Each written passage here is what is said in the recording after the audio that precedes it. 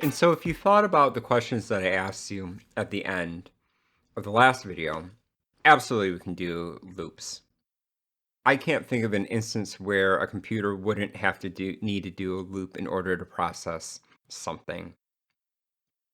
Even if you don't see it, it still has to do it. So for instance, in the last one, we were copying from memory address to memory address, and we had to do it in a loop. Even if we did chunks, we would still have to do it in a loop. Imagine if we were trying to copy a kilobyte of memory from one place to another. We'd have to do it in a loop. Even if we took that data out of the RAM and put it on the hard disk, we can do it in one command with the operating system through the kernel. But when it gets to the processor, we're still going to have to do it over and over and over again in small bits, or in little, not bits, but little by little. And so, of course, we can do loops.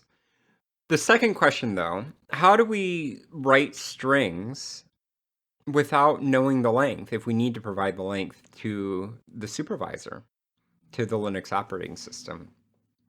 Well, we calculate it.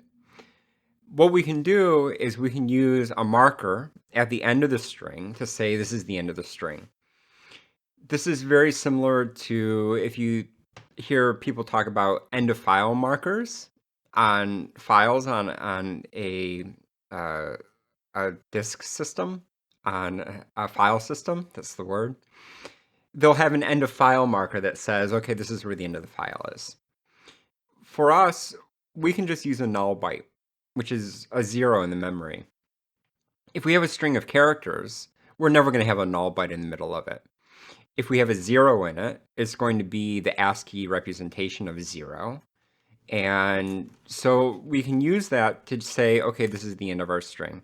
So much so that there's a compiler directive that puts a string that automatically puts that null character for us. And we'll get there in 1 second. Let's first start, though, by actually writing the right macro, because if we have the right macro, then we can use this pretty much in the same way as the console.log or the print line or the cout. And so let's create a file that's just called write.s. And we're going to create a macro.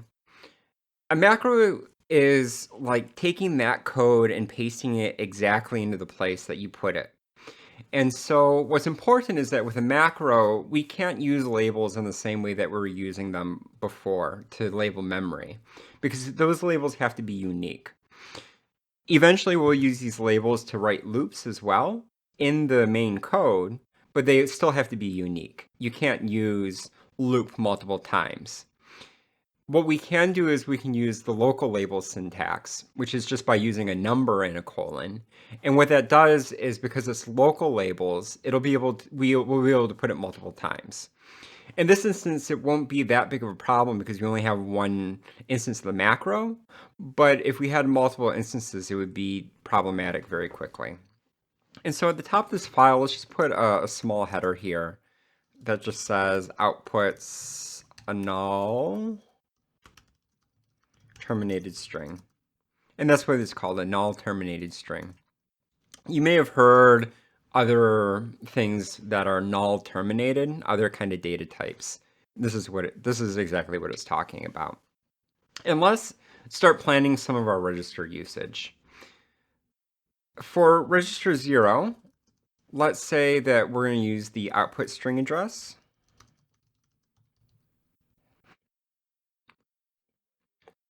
The output string address is the data that we're going to actually write, that we're actually going to output, because we're going to write this as standard out. And so what else do we need?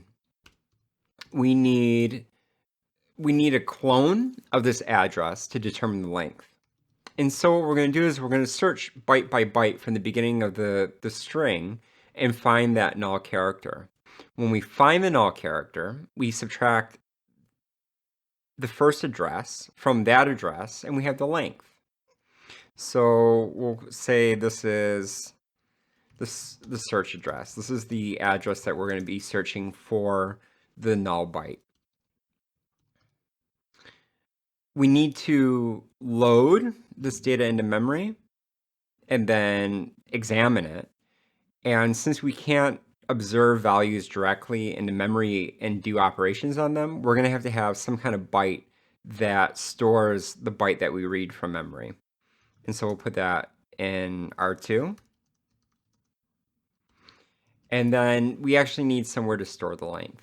And we can put this into R2 when we're done, but for now, let's just put it in R3 because we're not fighting for register space, and it'll be a little bit easier to have each register just do one thing.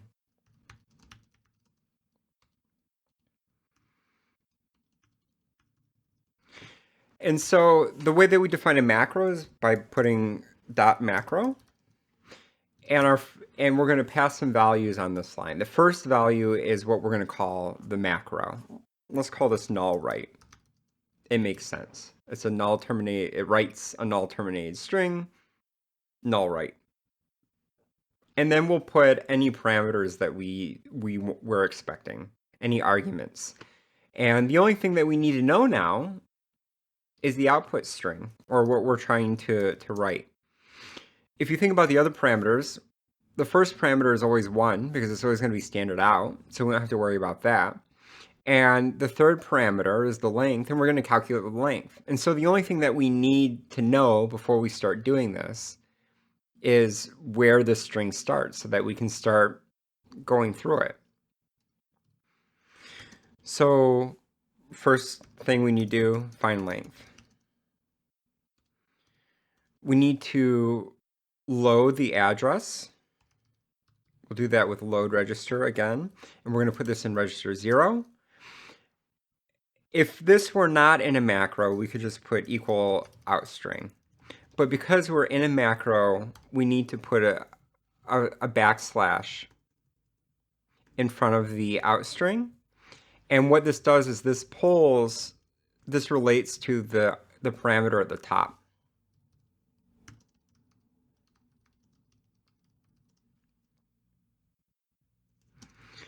The next thing that we need to do is we need to copy this from one place to another because we're going to increment one and not the other one. And since even though we're working with an address, because we're moving between registers, we'll use move for this one. And we'll put into register 1 the value in register 0.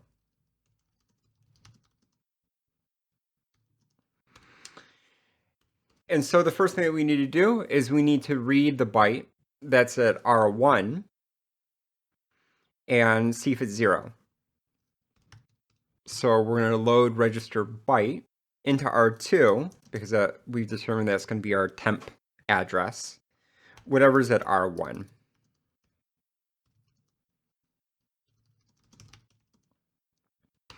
We're going to use our compare instruction, and we're going to compare it to 0.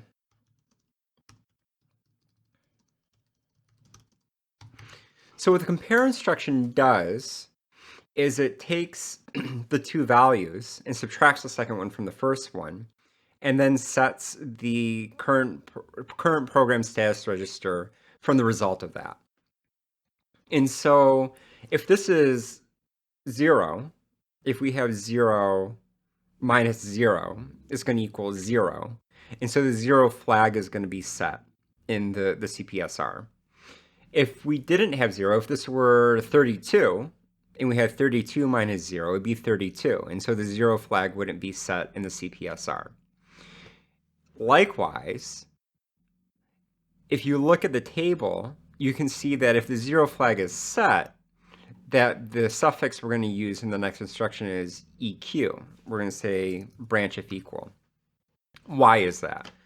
Well, imagine that we were looking for the letter A, and we compared R2 to the char value of A. Well, if we subtract that from itself, it's going to equal 0, and the result's going to be 0, and that's why it's the equal. And so when we get to other testing functions, it won't always, the suffixes won't necessarily make sense. The suffixes were written primarily for the compare instruction, to make sense for the compare instruction. but we'll be using them in other ways as well. And so it's good to keep that table handy and to look at the suffixes, the conditional suffixes, as we go, just so that you can use them in more creative ways. And we'll get there eventually. But right now, so if we're going to do this, we need to branch if it's 0. Right now, we're going to keep going. And if we don't get to the end of it, what we need to do is we need to increment the address that we read from by 1 and then go back. So if it's not equal, essentially what we're writing out is if it's not equal, we're going to add to the address we read from 1.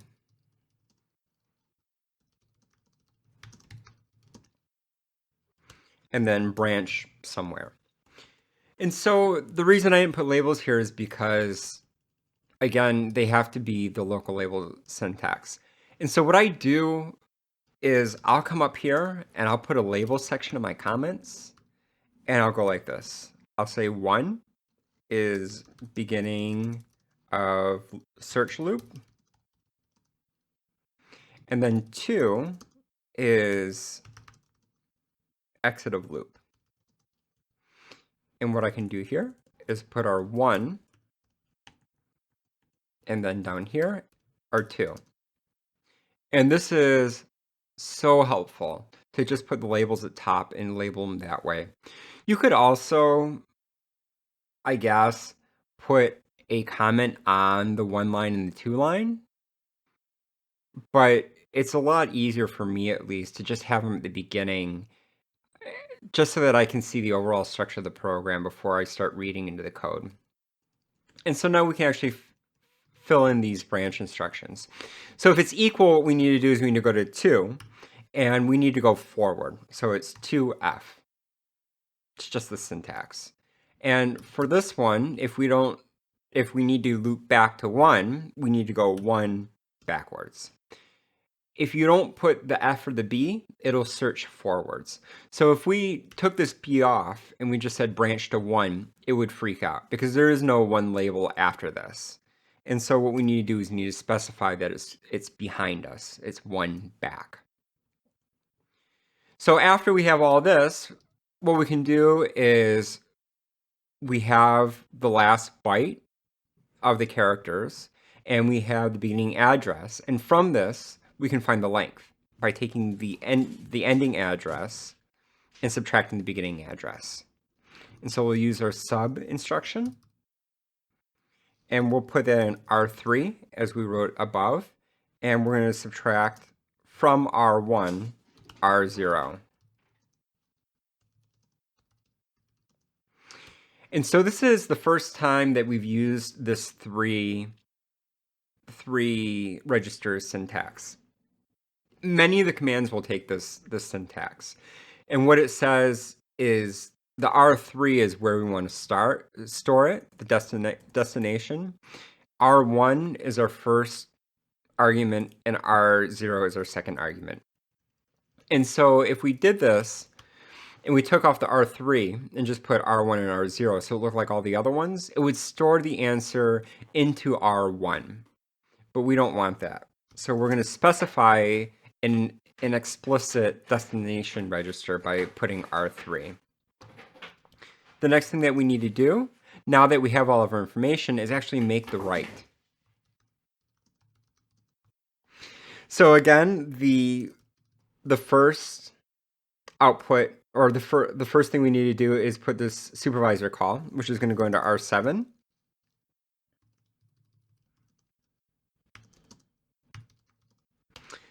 The first parameter in R0 is the file descriptor, and since it's a special standard out, it's going to be 1.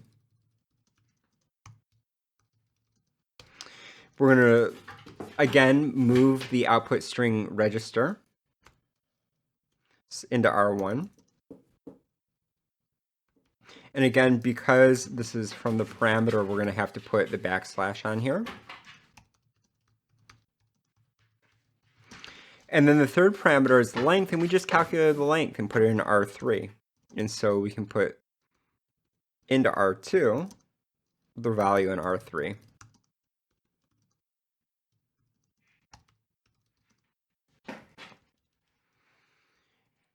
And then all we need to do is call the supervisor by svc0. And then to end the macro, we just put dot endm. We'll write this and quit. And then let's go back to our main file. So we could have just put this macro in the same file.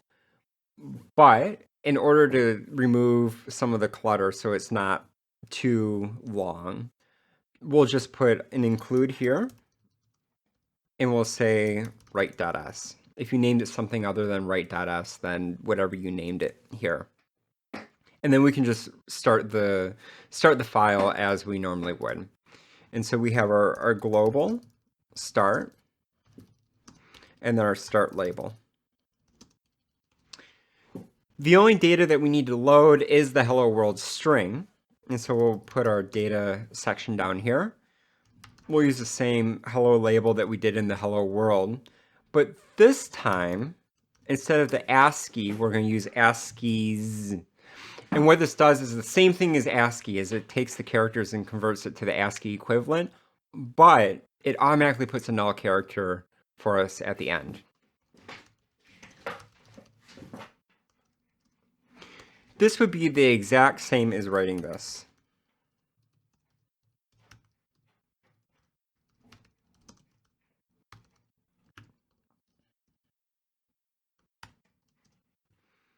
However, it does it for us, so we don't have to worry about it. And so now when we do this, it's going to look a lot more like a regular Hello World program. We're going to use our null right by just typing null right, and then remember we're passing in the label of the address of the data we want to write. And so for this, it's going to be hello. Simple as that. And that'll write it. It'll calculate the length. It'll write the standard out for us. All we have to worry about now is exiting the program.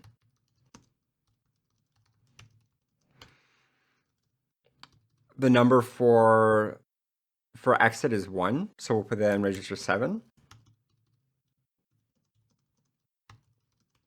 And then the only parameter that we need to worry about is the error code, and there is no error, so in R0 we'll put 0. And then SVC 0. So this may look a little bit more like what you're expecting for a Hello World program. It essentially writes in one string or in one line. If you really wanted to, you could create a second macro that does all the exit setup and execution as well. You could write this in 2 lines. You could even write it in 1 line if you wanted to create like a write and exit. So let's try compiling this and see how we did. The first thing we need to do is we need to assemble. Our output file is going to be main.o, and our input is main.s. Because we included the write file, we don't need to pass it to anything. It'll automatically get pulled in. The assembler will automatically pull it in when we assemble the main.s file. And then we need to link it. Our output is going to be the executable. Our input is going to be main.o. Like that. And if we run this, we get our hello world. And so maybe this was the hello world you were looking for in only a couple of lines, but it's important to actually know what's going on prior to that. And when you think about these simple programs in JavaScript or in C or in Rust that just print stuff out to the command line, this is what it's doing. This is how it's actually interacting with the operating system. Even though you don't see it, this is what it's actually doing. And so you shouldn't take for granted the things that it does. Pretty soon what we're going to do is we're going to actually write a function that takes integers and converts it to ASCII. And there's a lot of format printing strings. And it increases the executable size by a lot. And you'll find out why, even though you think, oh, it's just a simple function.